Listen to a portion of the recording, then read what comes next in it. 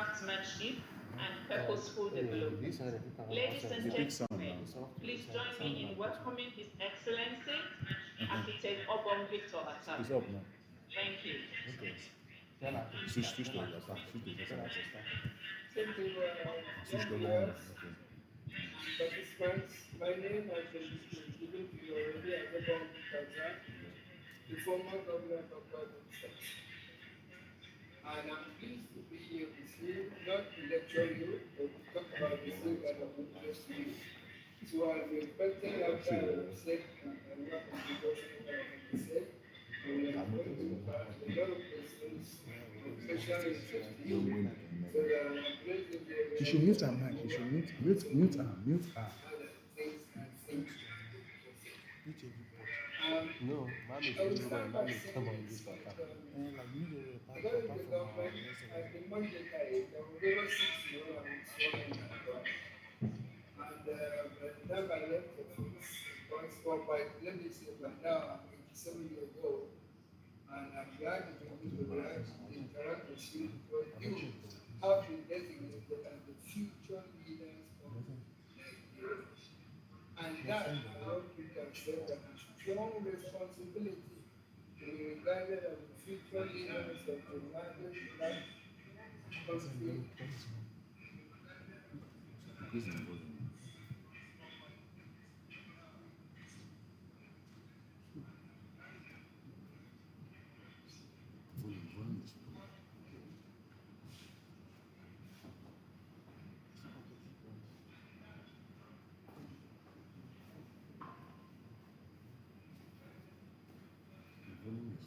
The volume is low.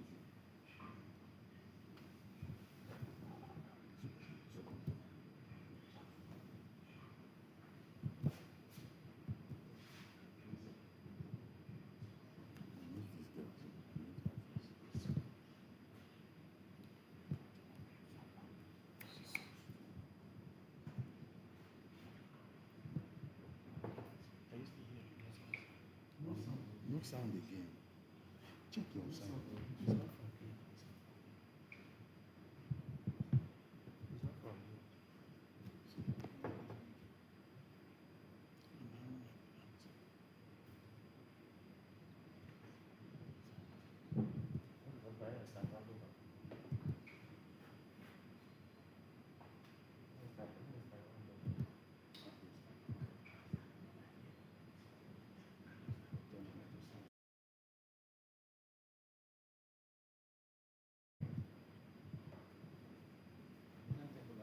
That have changed from being an indivisible part of management. Indivisible part of management.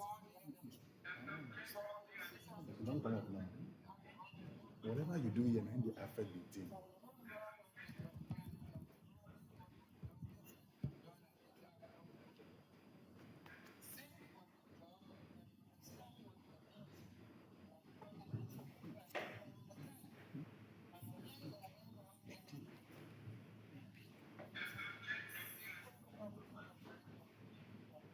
You know, we enter. So we don't mute all this side.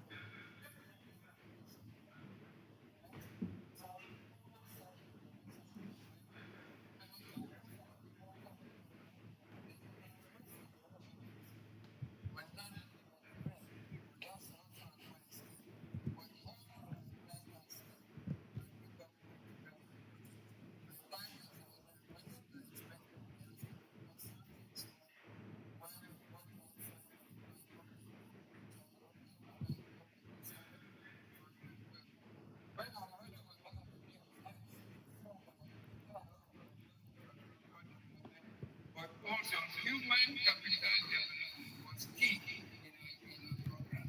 We believe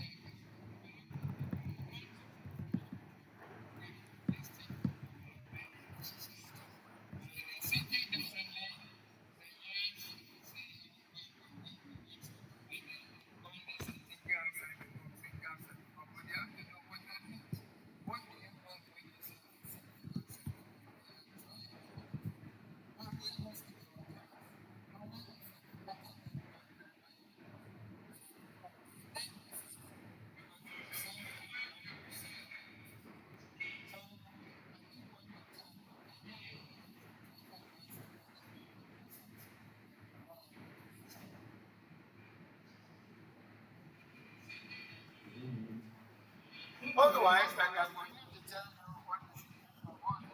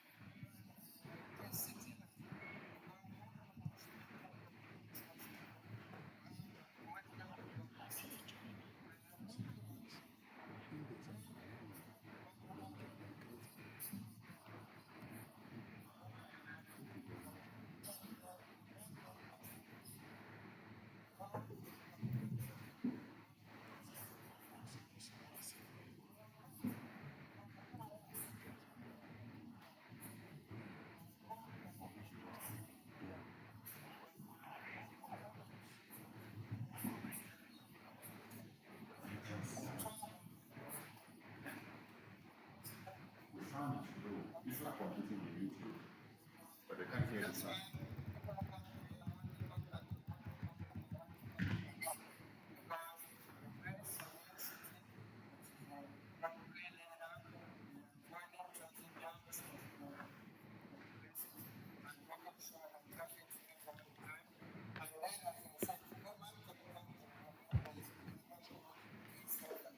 So you see,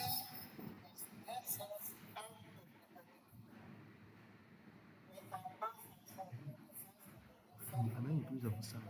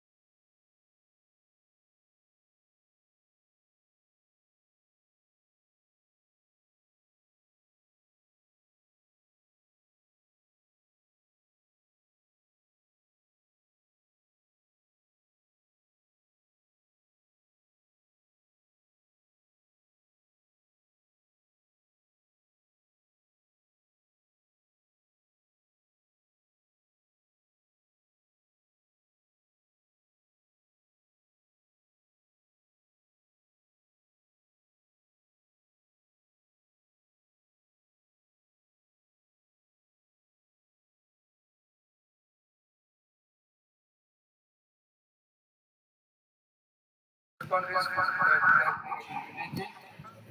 you must teach mathematics.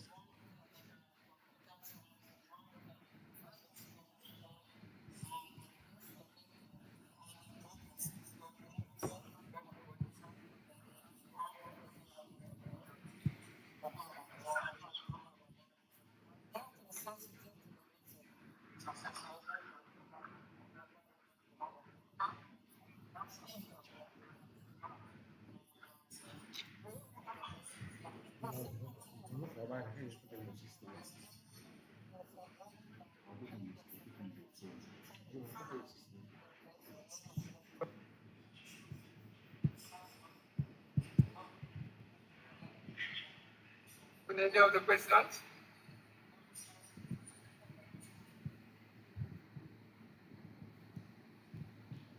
There must be a reaction. I hope people are listening. I hope people are interested in this program, and there should be a reaction by now from some people about even to ask me even personal questions. Why did I go into government? Why did I go into politics or whatever? I should expect that from people that are hoping to lead the country in future. Is that not going to happen?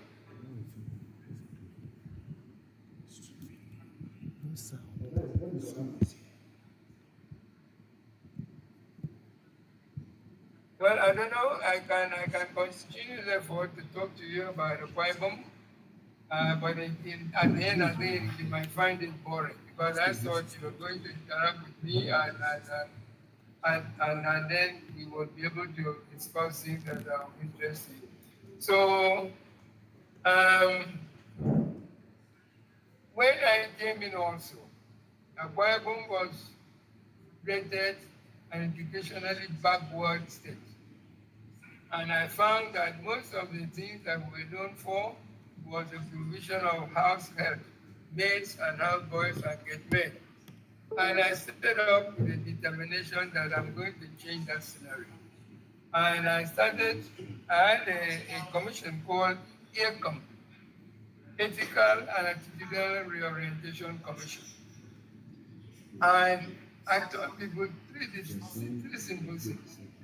You must learn to say please when you ask for a favor or just somebody that you want something from somebody. You must learn to say thank you when somebody has done something for you.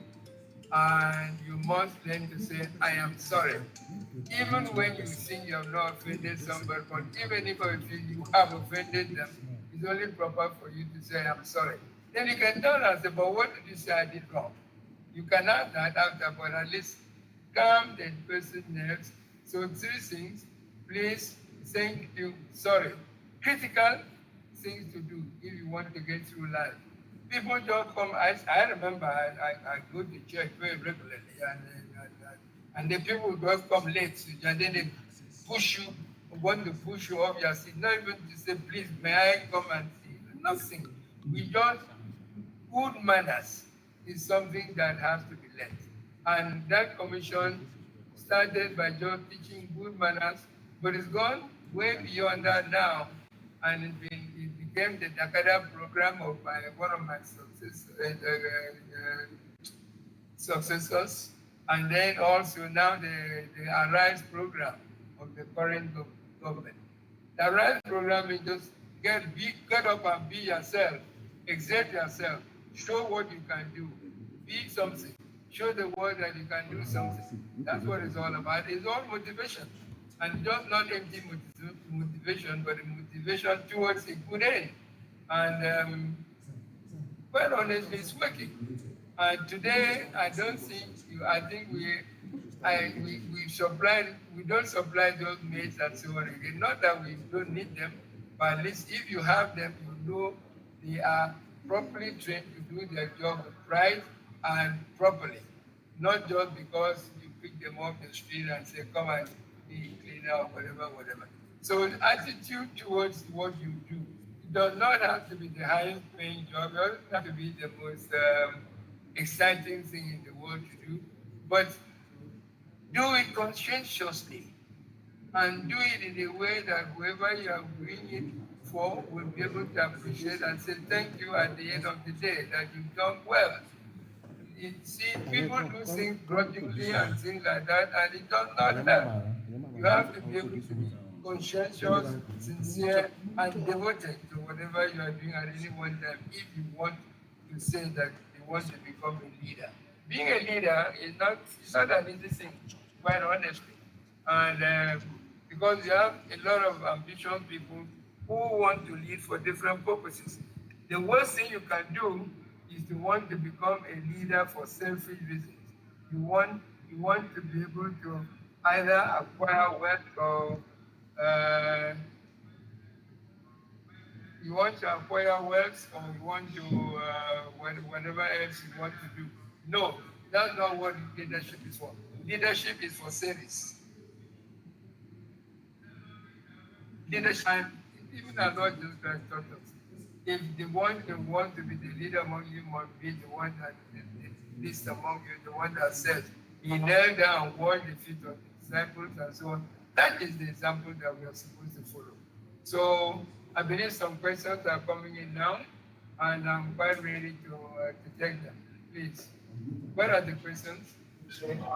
Your Excellency, sir, thank you so much for the in-depth speech.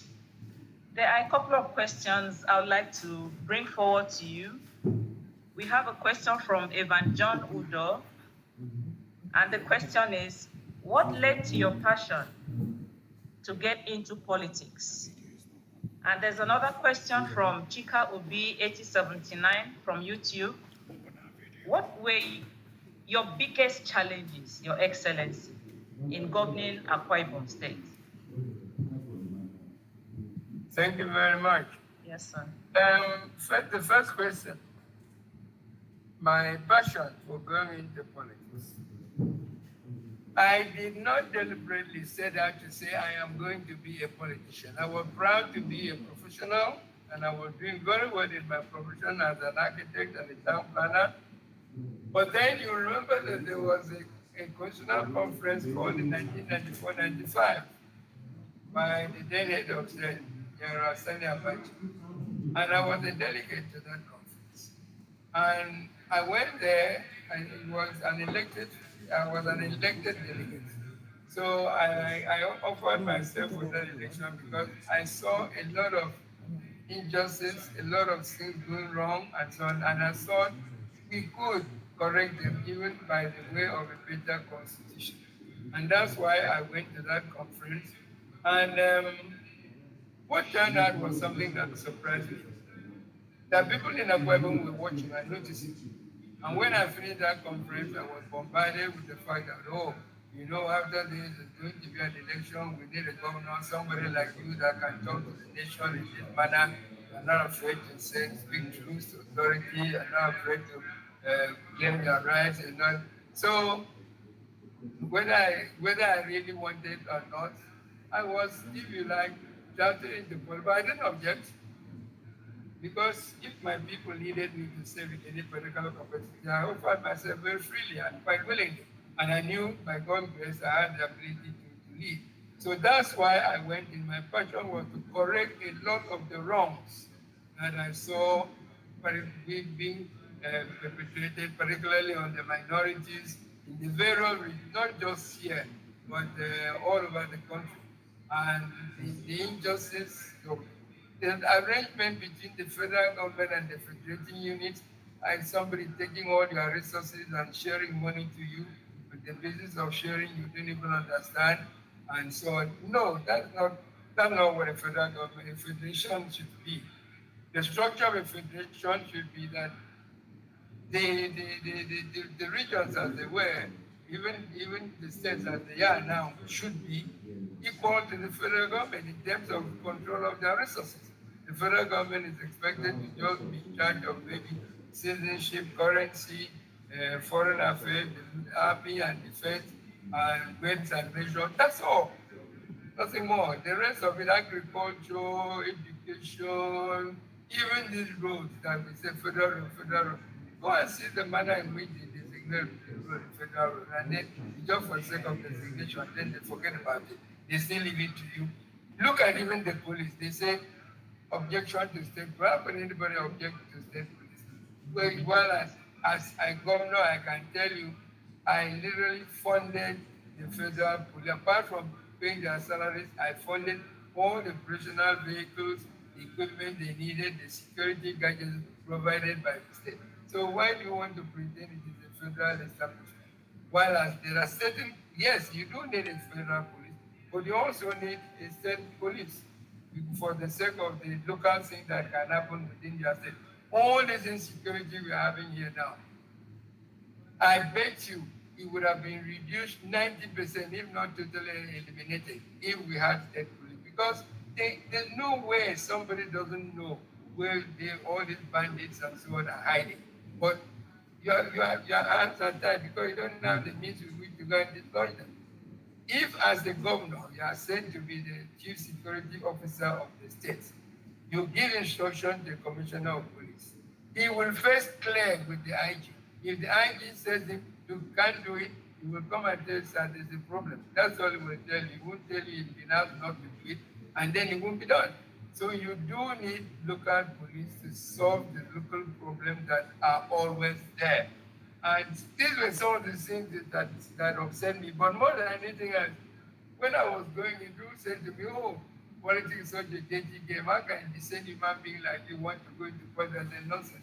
Please, let's not say that. Even if you look at politics as a dirty game, if it's like this wall in front of me here, if you say this wall, if I go and clean a part of this wall, somebody comes and cleans another one, before you know it, that wall is clean. So politics will be clean. But unfortunately, though, maybe some of those who said it's a dirty game knew why they were saying so, because some of the things that are happening today are very discouraging to me. You know what I expected the Federation of Nigeria would be at this point in time. But please, as future leaders, you must make up your mind that when you go into politics, if you should want to go into politics, you are going in there with a clear purpose to make sure that this is not an unclean or dirty game. You are going to play the game according to the rules, and you are going to make sure that you develop whatever first opportunity you have for development. And that's really should be. So that was my motivation in going to improve the lot of the people, because we're coming out of Cross River State. I knew how well developed some of the things in Cross River were, and so on. Now, some of the challenges I met was the fact that there was no clear understanding, as I've tried to explain, between what the role of the state government should be and what the role of the federal government ought to be. I will tell you that quite a number of things I succeeded in doing in Akwa Ibom, I did it because I was determined that they must be done. I did not have the cooperation of the federal government. In fact, I've even seen the federal government trying very hard to stop some of those things from happening. I don't want to go into any details here, but it was like that. Because the federal government had the right. Okay, let me just give one simple example. I wanted to build a power plant. Federal government said, no, the federal government will provide electricity for that. I said, please, I don't believe that story. And you can see why I didn't believe that story, because till today we are more blackout than light. I said, I want to give Akwa Ibom State power. And I struggled and I fought and constitutionally won the battle to build a power plant. But the president had the ability to go back to Abuja after commissioning the plan and say, if you generate, you cannot distribute. So my power plant that was enough to generate and supply electricity for Akwa Ibom was useless, because if we generate, we must give it to the national grid. We cannot distribute. See, that's the sort of thing that really, some of the challenges that I met. And it's very unfortunate that we continue to keep that model of federation. That is not the model of proper federation. In a proper federation, every federating unit should be autonomous, do the thing they need to do within the law, within the federal law, but the federal government should not be overruling, overriding, and interfering with what is happening in the state. So let me just stop there, because otherwise I'll be going into too many details, but there were challenges. And then local beliefs also, local fetish beliefs and so on. We want to open a road. Oh no, these are forests, our ancestors are in this forest. You cannot open a road through this forest. But those were easy to overcome, because you don't let them know that their ancestors are resting in peace. And they come out at night and enjoy the road you want to build for them. You want to make a joke of it. And so on. But there were some local silly challenges like that you just have to overcome. And then there's also always the issue of jealousy. But that you will find in politics anywhere. So that's as much as I want to talk to you about challenge. I hope there are other questions that I can deal with. Your Excellency, sir, thank you so much for the thought-provoking perspectives you brought into this discussion this morning. Yes, Your Excellency, there are many other questions. There's this question on creativity. You know, we are in the age of the social media, and our youths are largely interested in content creation. Should there be limits to expression of self?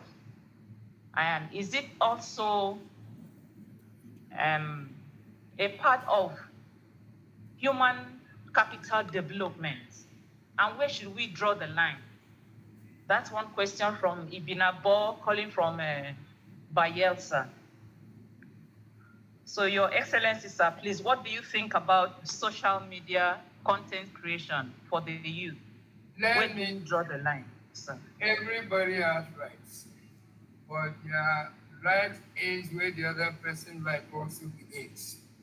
I find that some of the social media things just set up essentially to deceive, others to be offensive, and that is not necessary. I don't know enough about the social content law, these electronic, whatever you want to call them, but I do know that you cannot just say whatever you like and think that it is okay. No, you have to be factual, you have to inform, or if you wish, you want to entertain. But otherwise, for you to just say because you want to be abusive or deliberately deceive or distort facts, that is wrong. I cannot specify boundaries, I cannot, because there's a whole organization in the country that deals with all of that. But don't know that, for instance, you have a right to get in your car and drive. But the law says drive on the right hand side of the road.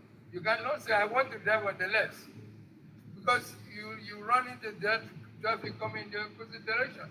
So your rights, yes, you have your rights, but don't forget that other people have their rights also. And you are not supposed to step too much on other people's things. Otherwise, if you hurt them, they will try and hurt you back. So that's as much as I can say. Please be careful, enjoy your social media, and try and inform. Keep the facts as facts. Like somebody said, I don't know what that means, but it said true facts, not false facts. So that's all I can say about that one. Any other questions? Because my time is running out. Yes, Your Excellency. Thank you very much for your patience, sir. There's a question here about politics. You have spoken that some people have concern that politics is a dirty game. And what if someone has the intention of getting into politics, but they are not allowed to effect any change? What happens? Now, that is the process that we have all collectively, and you young people must fight. Politics would not be such a dirty game if sovereignty was returned to the people. If you know that the people put you in positions and you're obliged to do what the people want, and if you didn't do what the people want, they will get you out of that office, then you will do the right thing. But there's no accountability today. There's somebody, so you say, out of the abundance of the heart, the mouth speaketh. So maybe he didn't want to say it that way, but he came out that way saying, whatever crime you commit, come and join our party, your sins will be forgiven you. Now, if you do not sanction people for doing wrong, if you do not stop people from, then the dirtiness of politics will continue. Because a lot of the people, I'm sorry, but I must say this openly, a lot of the people get decamping today are decamping because they have something to hide. They're just running away and hoping that the national party will protect them, which is not because they're convinced that the policy or whatever is better than any other, which, that, so politics remains dirty if those are the motivations. But if you want to change those circumstances, please stand erect and here I am. Search me. I am clean. And you can only say that honestly if in fact you are. Because when this SSS or whoever EFCC even speaks to send you, they send you thoroughly. So you have to be able to be sure that you are standing firm before you make such a commitment. I hope that answered the question. Yes, Your Excellency, sir. That's, I'm sure he's satisfied with the answers. And thank you for going beyond and doing what we did not expect. Thank you so much, sir. We thank you for sharing your wisdom and experience with us today. It seems the questions are over. We are deeply honored by your presence and contribution to this conversation on the future of skills and innovation and also personal development. Thank you so much. Thank you. It's my great pleasure to be here, and I wish all of you the greatest in the future. Thank you, sir.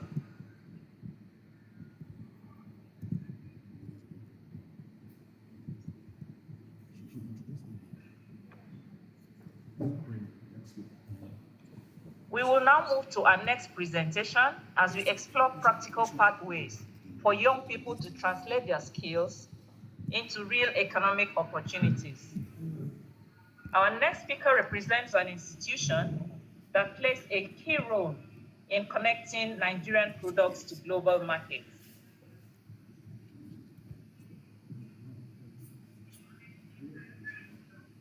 Mrs. Ngozi Ibe is the regional coordinator for the South-South zone of the Nigerian Export Promotion Council, where she works to promote non-oil exports and support entrepreneurs and producers in meeting international standards for exports. She will be sharing insights on how young innovators and skilled artisans can position their products for export opportunities and global competitiveness. Please join me in welcoming Mrs. Ngozi Ibe. Thank you.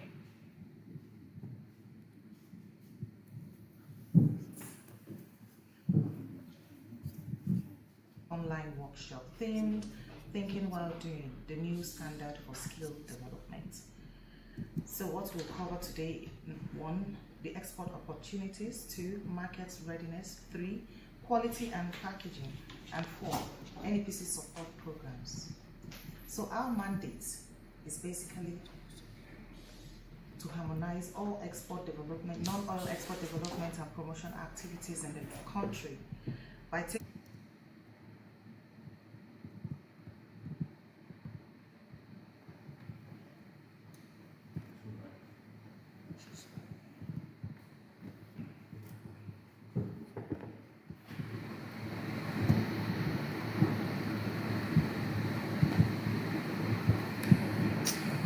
all export products.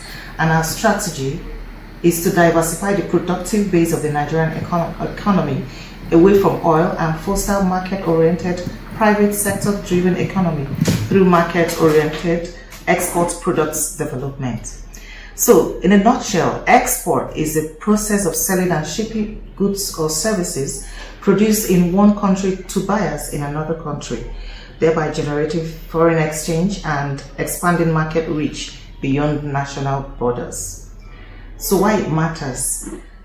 It helps individuals and the country earn foreign exchange for Nigeria. It also creates jobs and expands market frontiers.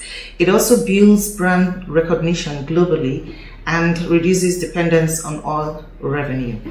So we have basically 2 classes of export. We have the goods export and the services export. There's also the invisible exports, which are detailed below in my presentation. So for the goods export, we have physical goods, which include food, textiles, crafts, minerals. These can be shipped across borders.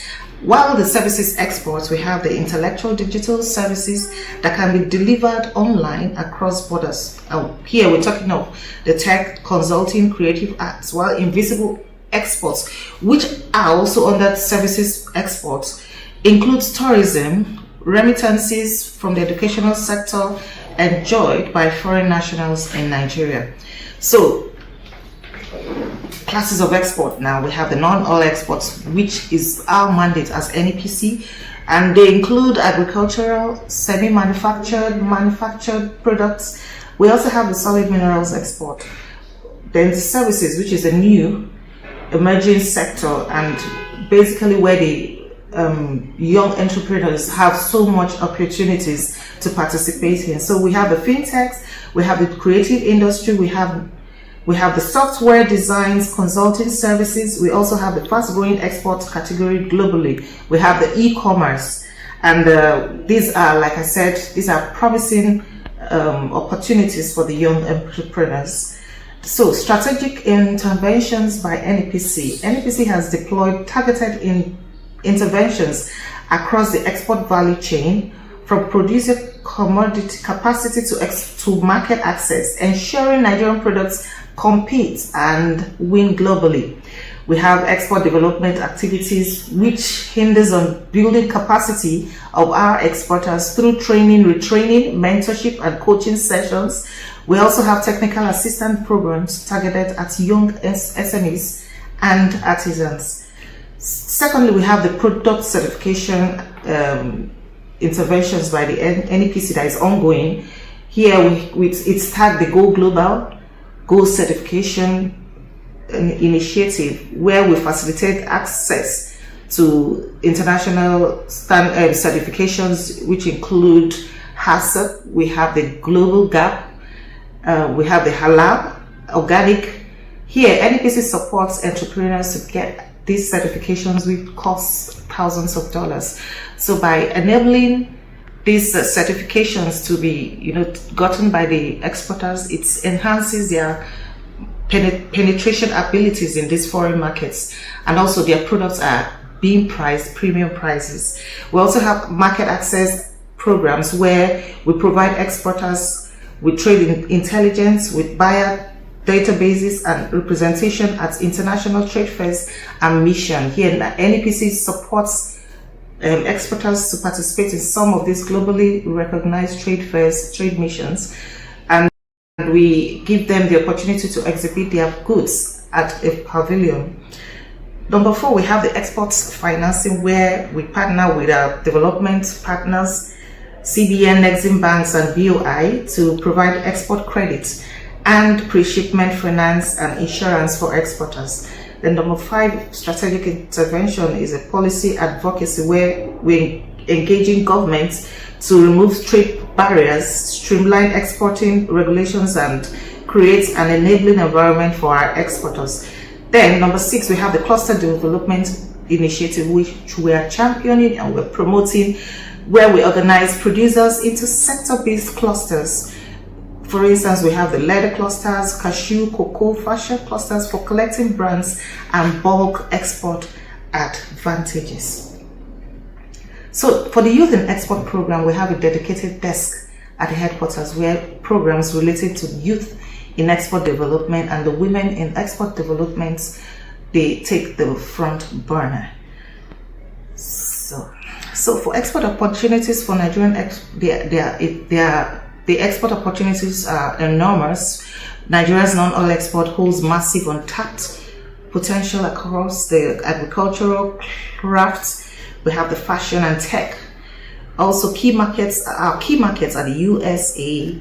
We have the EU, UK, UAE, the intra-African trade, AFTA. And number 3, we have the high demand export categories. These include agro-processed goods. We have the cocoa, we have the sesame, leather, textiles, and fashion. Also, we have the digital e-commerce platforms that enable small producers to access global buyers directly. We also have the NEPC certified export benefits. Sorry, can I take this again? Okay. We have the NEPC certified exporters. They can benefit from preferential trade and trade incentives. So how artisans and small producers can prepare? First off, you need to know your markets. Here you'd have to do a research on your target country requirements. You need to know what their requirements, the importing countries are. You need to identify your customers. You can use your relatives or friends over there as for a first time, and that's what we normally advise. Then you also have to understand the cultural preferences in the target country. Then you need to study your competitors' products. You're competing with so many people, so you need to understudy their strengths, their strategies. So secondly, the next step is to formalize your business. Here you need to register with the CAC and the NEPC.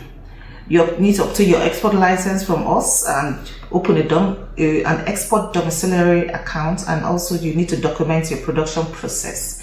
The third step is you need to build your export capacity. You need to increase your production volume to guarantee your product base. You need to ensure consistency in your quality. You need to open or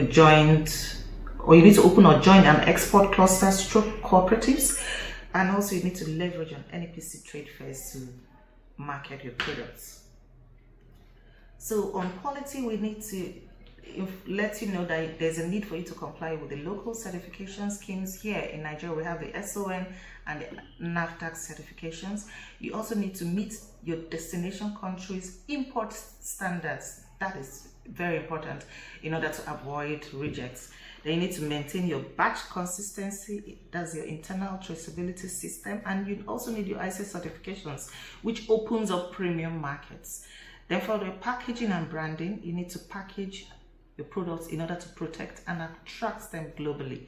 You also need to label in required language or languages of the target market. You also need to include a barcode, weight and ingredients, origin. These are packaging standards and labeling. Then you also need to invest in a professional design. First impression matters so that your buyers keep coming back to you. Then on product development, you need to adapt your product to fit the global markets and their preference. You also need to create your product range, your sizes, your variants. Each country may have their different packaging size. You need to know all that. Then also you need to develop a compelling brand story. This is your unique selling point. Then you need to price competitively, definitely, because if your price is way above your competitors, there's a chance that your goods may not survive in that market. So for NEPC support programs for entrepreneurs, for young entrepreneurs, we also do the following. We assist you to subsidize the cost of participation at international fairs and buyer-sellers meets. There's also a one-stop export center, a single window service for all export licenses, documentation and regulatory approvals, which was recently launched.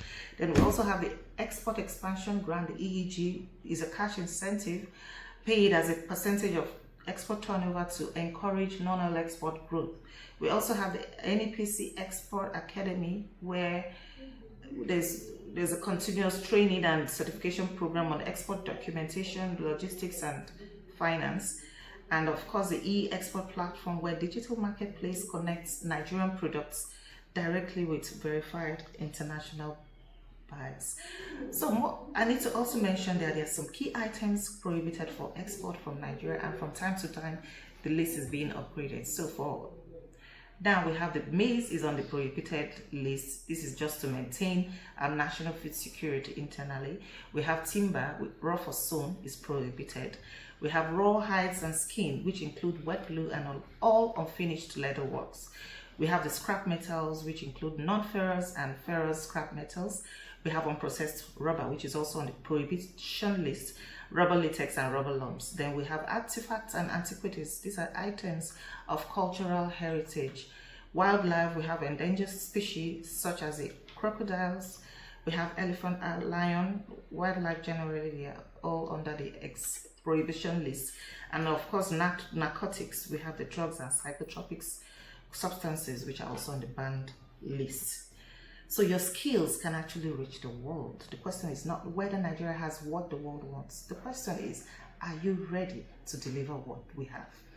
You can connect with us on www.nepc.gov.ng. Thank you for listening. God bless you.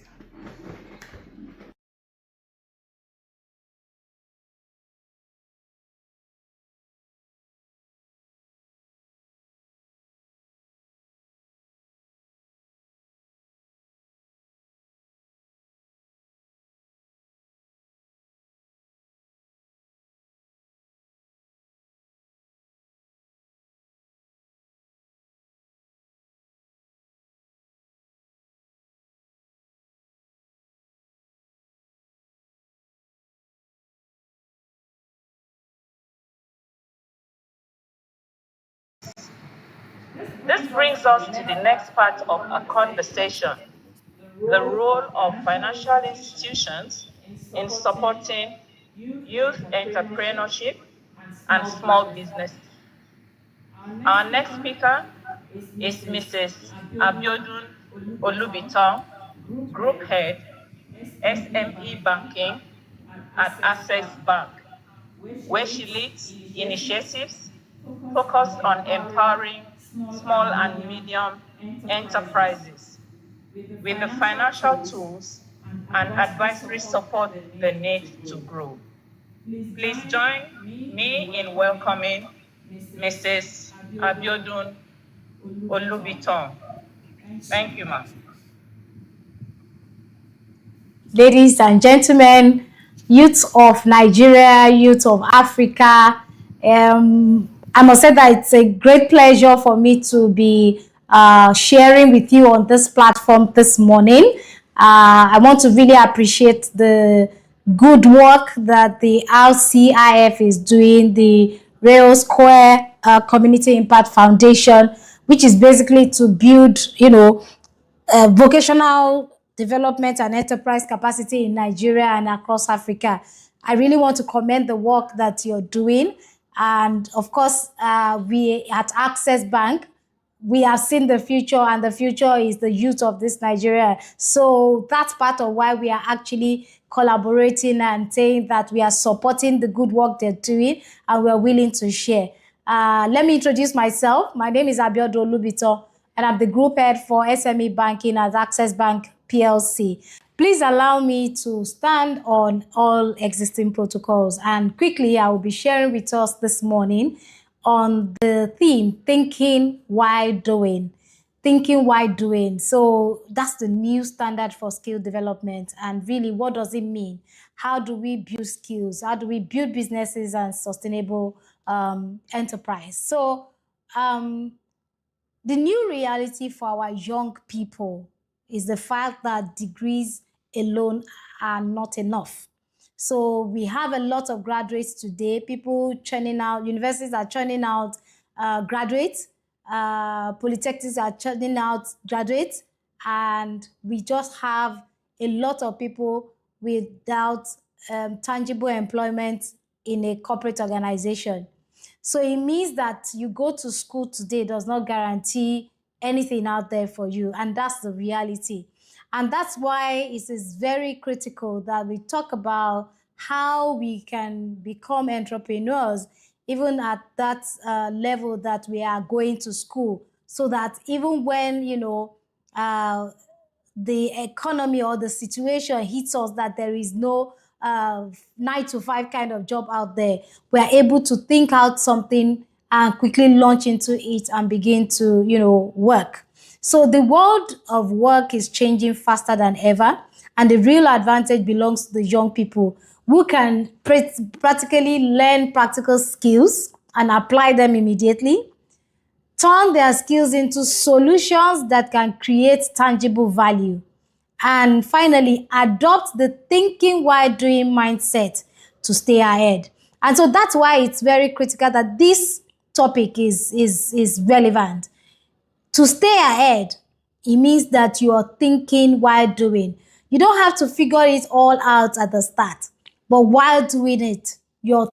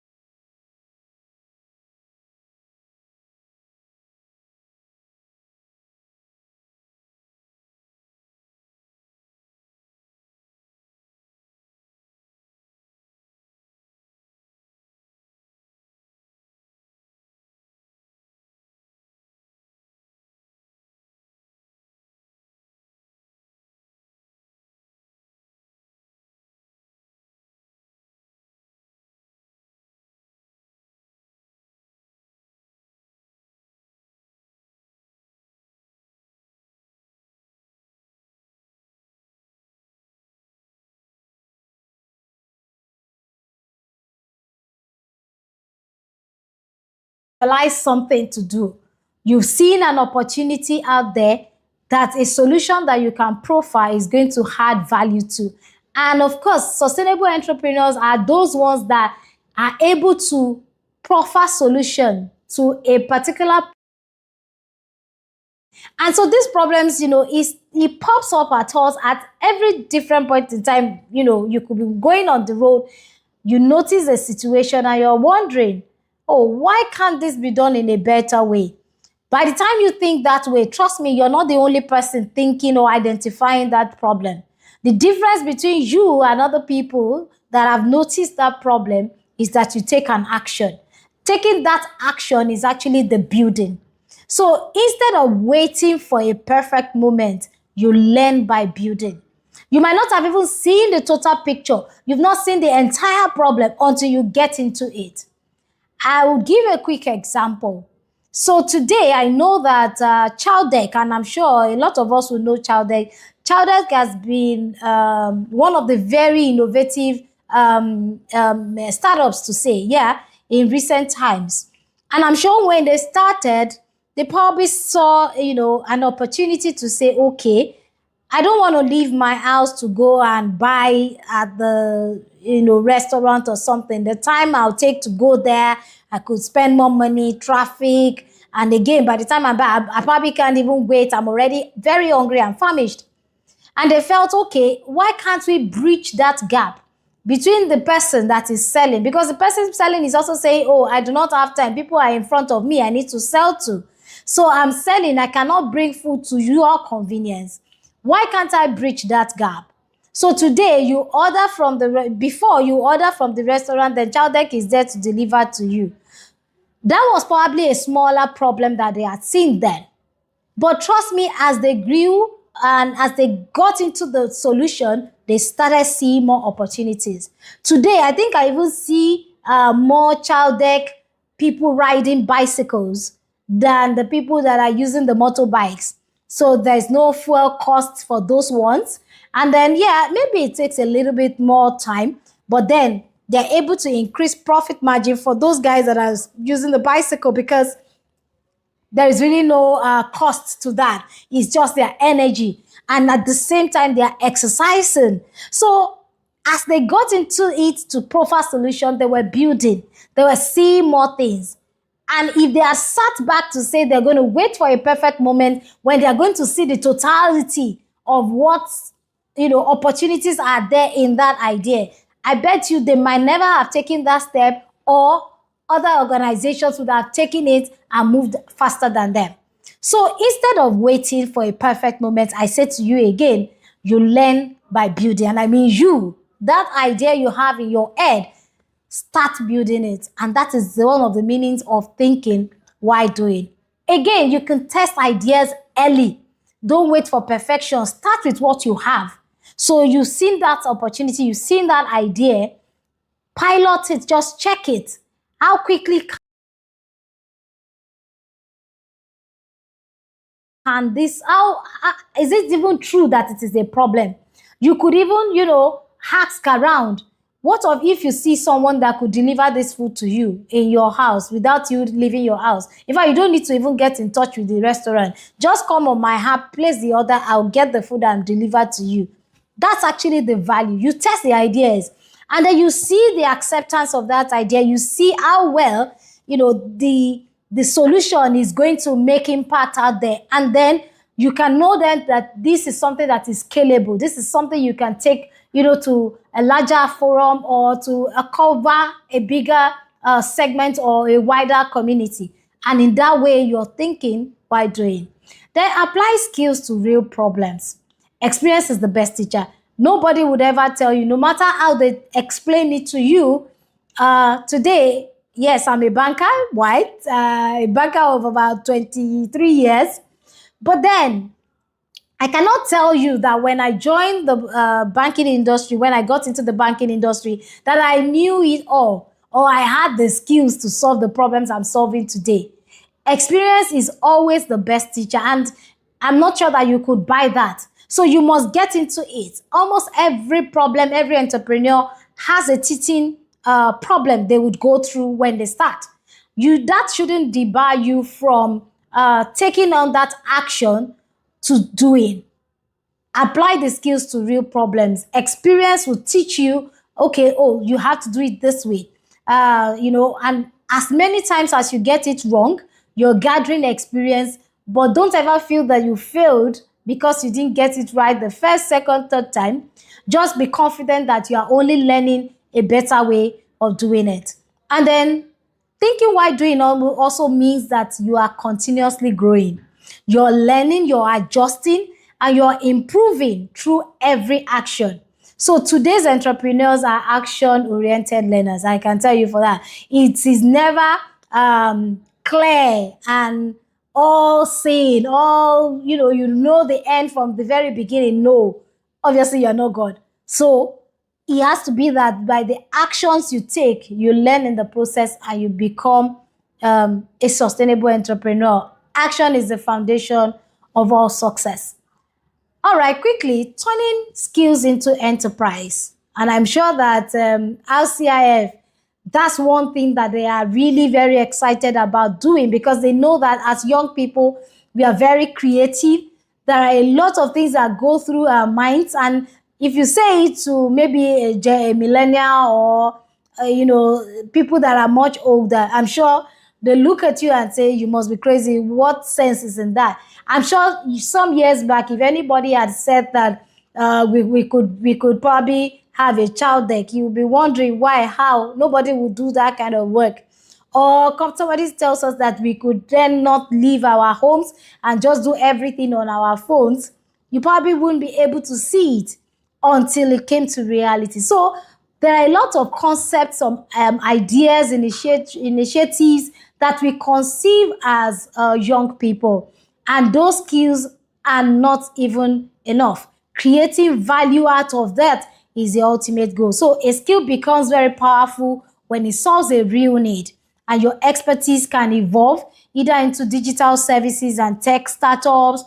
It could evolve into consulting solutions and scalable enterprises.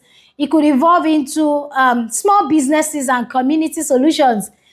Graphic designing, becoming a branding organization for businesses. A baker suddenly become, or a baking skills that you have, you've just become a campus food brand. If anybody knows Korede, I think it's Korede Spag or something like that in Unilag. That's it. And you almost wonder, oh, how? But almost every student on campus then knows Korede Spag and they eat it. Coding, you begin to develop apps, write codes, websites, and solve a lot of fintech issues. So the goal is not to learn, it is to create value out of that skill. Then quickly, the mindset shift. I would always say that if you do not, everything that you're able to do starts from the mind. If you're able to conceive it, if you're able to see it from your mind highs, then it is very possible that you will achieve it. So most people believe that they need to have everything all figured out before they would start. And I'm sure that's a problem for a lot of people that do 9 to 5. They're always like, oh, because they're sure there's something coming. Oh, I want to get everything perfected. No. As an entrepreneur, the mindset is start and you learn while you're doing it, and then you continue to think, and you become sustainable over time. But today's world, that mindset slows you down. If you still have it in mind that, oh, no, everything has to be crossed, every I has to be dotted, as an entrepreneur, you're wasting a lot of time. You have to start. And now is that time. So there is no waiting. You have to start. You begin to learn and improve as you go on. So before now, you say learn first, then you act later. No more. Or if you say wait for the perfect time, just wait. No. Right now, it is a case of start small, learn on the go, improve through action, and progress beats perfection. Then I'll quickly talk about some critical questions before you start. What are those questions you could ask yourself, just to have that clarity in your mind, because clarity actually is the foundation of success. So before you launch, every young entrepreneur, you must ask yourself these fundamental questions. Number one, what problem am I solving? And that's critical. If you're not solving any problem, trust me, the market will not accept it as a solution. There has to be a pain point out there you have identified and you can see it's relatable to people. Then when you put a solution to it, so that will be the value proposition you're selling by that that business or that entrepreneur thing that you want to do. Then who are your customers? What's the target market? Are you targeting the young people? Are you targeting the elderly people? Are you targeting females or, corporate people? Depending on that idea, you must clearly identify who your target market is. How will you make money out of it? Because, of course, everything that you are talking about is at the end of the day to make money. Yeah? And then what makes it special? So that's the competitive advantage. Today, I know that we have a lot of people that are into fashion designing, people that are doing tailoring. I really don't know the difference anyway, but I know that, yes, everybody makes fabrics into garments and all of that. But we know that some people they've created a niche for themselves. Today, we will talk about the Sheyi Vodis of this world. You talk about Vicky James, people like that, So what niche are they created for themselves? That is the thing that makes them special. So like I mentioned, clarity is the foundation of a successful enterprise. So quickly, we're going to go to, another critical part of this workshop, how to start your journey with a bank. I'm sure a lot of you would wonder, banks, if you go to them with your idea, they don't sponsor, they don't fund it. Banks don't fund ideas ordinarily, and I must confess that. Because we are a financial institution, we are not for profit, we are for profit. So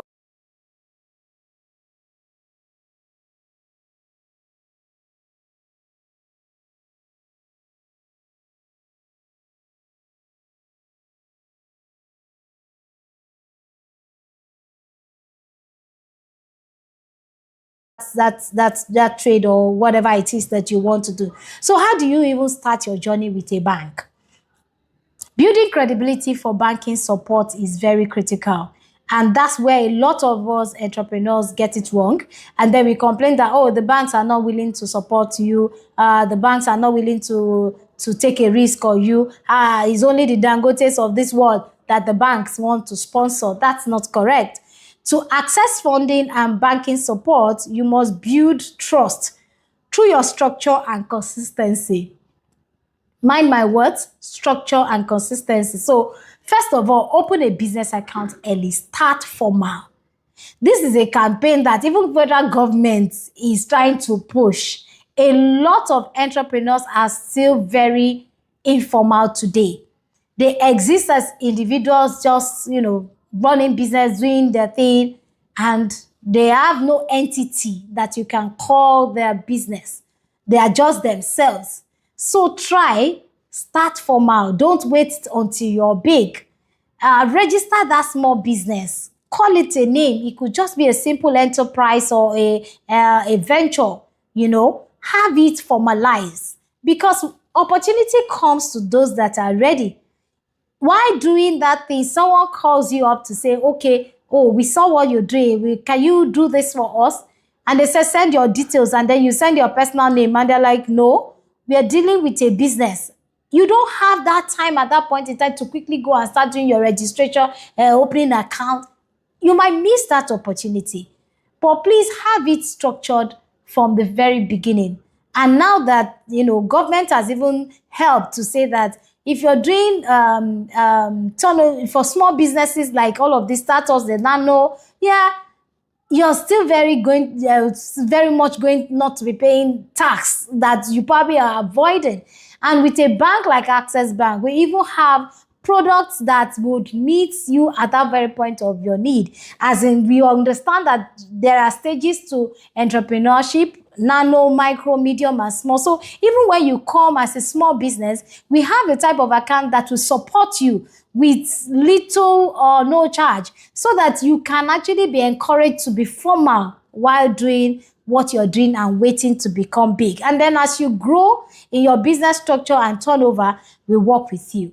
So you also need to separate your finances. You are different from that business. You have your needs.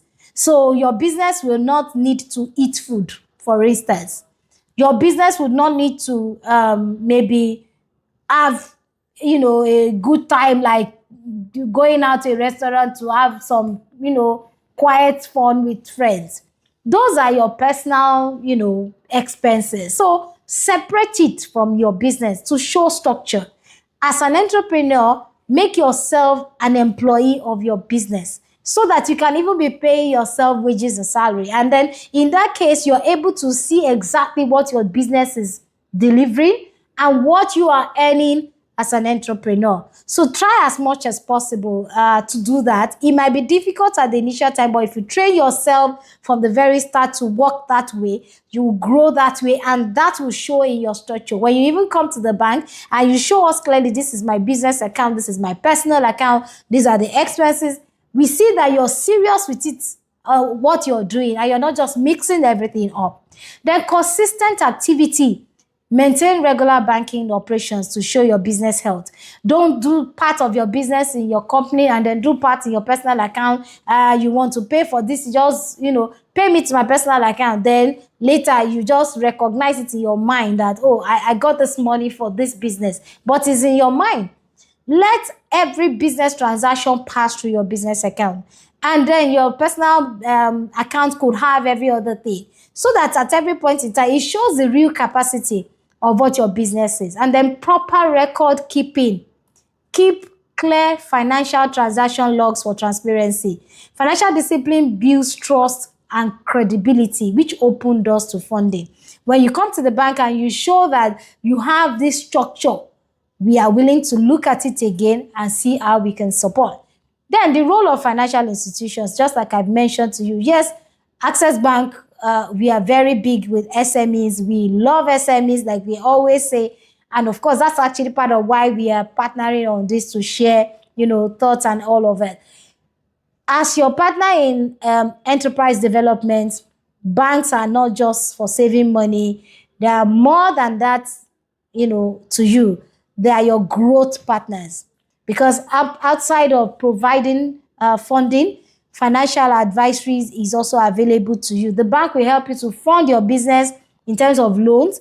And in some cases, we even have grants, maybe partnering with some DFIs, or even from us as a bank. There are programs that we run that we offer grants on.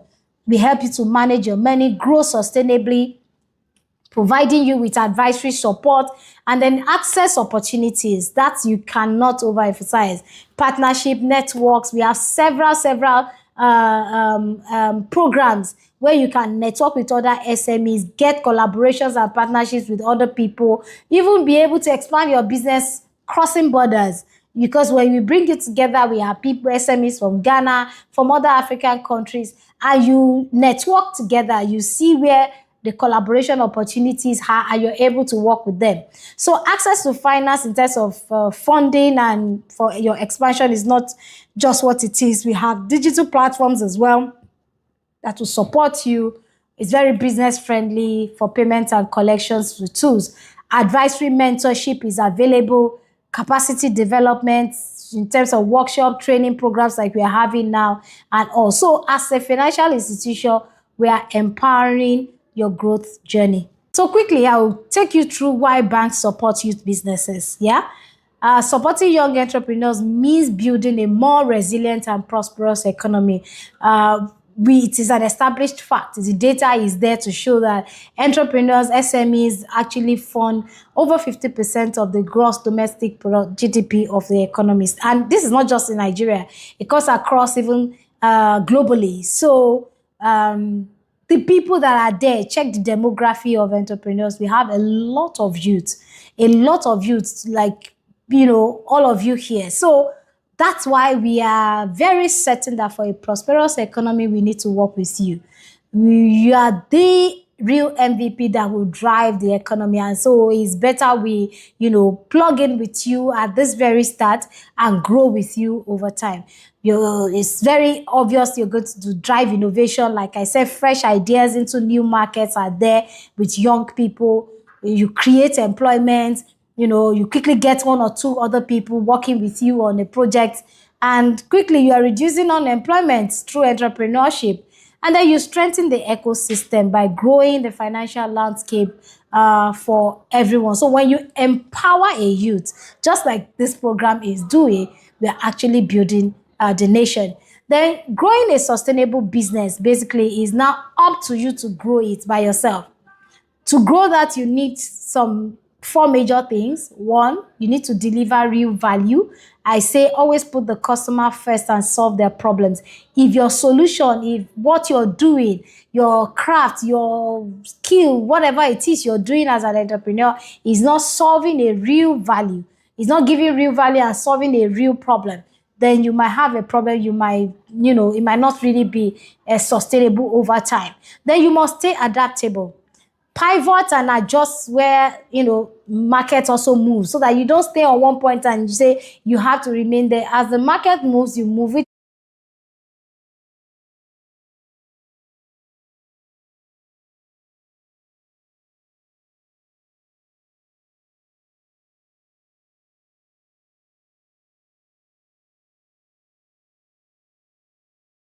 Ask the ChatGPT, can you help me?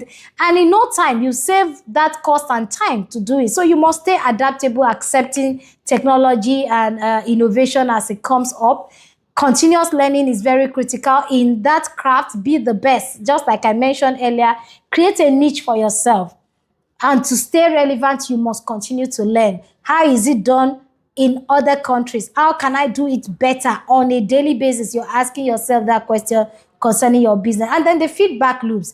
Don't assume that you know it, or don't think that you're offering out that to the customers is satisfying them. Find a way to get feedback. Let them tell you how they feel about it, so that it gives you room to, improve, improve on it, and then get your products and services better out there. Growth requires consistency, adaptability, and a focus on the customer. So it's a long-term success for you when you are able to adopt those four things. Then the opportunities through Access Bank, I will quickly share that with you. Like I said to you, we love SMEs. You are the real MVP, and we don't play lip service to it. We do everything to ensure that we support you as an entrepreneur. So Access Bank, we offer tailored solutions to help you scale from nano, micro, medium, and small businesses. We grow with you, we walk the talk, and we follow you all through your growth journey. We have several SME accounts that are supportive of your business at the different stages and the age where they have. We also have mentorship program where you can learn from industry leaders and experienced professionals. We have the digital banking tools as well that can help you to streamline payments and collections with ease. We're bringing a lot of new things even to our SME very soon, and I'm sure you'll be the first to hear about it when we launch them. These are digital tools that will support your business, uniquely crafted for you as an SME. Then we have the business network. You can't stop learning. The community of like-minded entrepreneurs where you can share, you can get, support and even value, not just from the bank, from peers, entrepreneurs like you. So the financing is there, the trade advisory services are there, the digital solutions, and of course our capacity building programs are there to also support you. So the mindset for the future, and because we are the future, we are the youth of tomorrow. We are the youth and the future of tomorrow, right? Yes, you already have the time to experiment. Now, you can be trying all sorts of things. A lot of us are still in school. From the demography of the audience that I got, a lot of us are still in school. So we have the time to experiment, to try different things, to access knowledge. You can go, YouTube, go online. You can learn a lot of things. Digital tools are there at our fingertips. And we are very techy in this age. Some things that our parents can't do, we will do it seamlessly in no time, even better. So start small. Conceptualize that idea and start small. Just start smart and stay consistent. So take bold actions, learn continuously, and think while doing.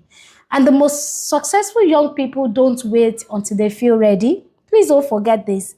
They start, learn, and improve along the way. So I'll leave you with this today, that you should start today, and your future self will thank you. Thank you so much for your time. Thank you for giving me this platform to share. I hope we've been able to take one or two learnings from all that I've shared, thinking while doing. And I would love to see you at the top when you get there. Thank you so much. And at Access Bank, we love SMEs. Thank you. Good morning.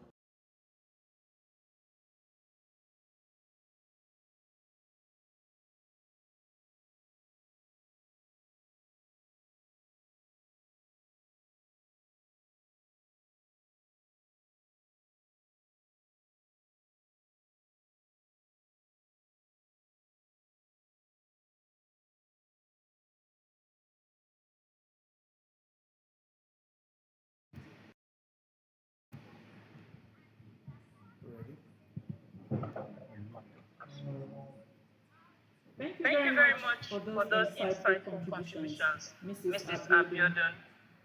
With With this, this, we have we have come come to to the the end end of the of the RCIF RCIA National National Online Online Workshop. Workshop.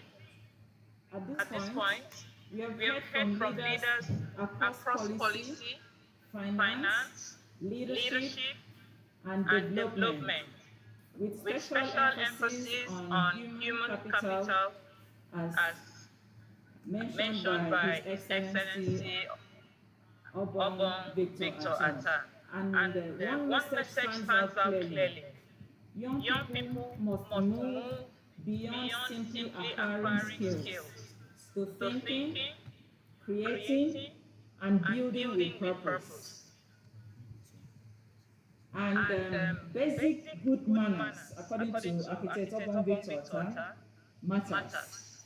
A A simple simple thank thank you, you, excuse excuse me, me, goes a goes a long way long to way to build build trust, trust, credibility credibility for your for your business business and and your your relationship relationship with with people. people. We are We are truly truly grateful to grateful to all all our our speakers, speakers, His His Excellency Excellency Architect Architect Obong Obong Victor Victor Atta, Atta, Mrs. Mrs. Ngozi Ngozi Ibe, Ibe, and and Mrs. Mrs. Abiodun Abiodun Olubiton Olubiton for for sharing their sharing their knowledge knowledge and and experience experience with with us us today. today. Thank Thank you you to to everyone who everyone has who has made this made this event a event a success. success. Follow us Follow on us on social social media media for for upcoming upcoming events. events. God bless God us bless all. us all. Thank you. Thank you.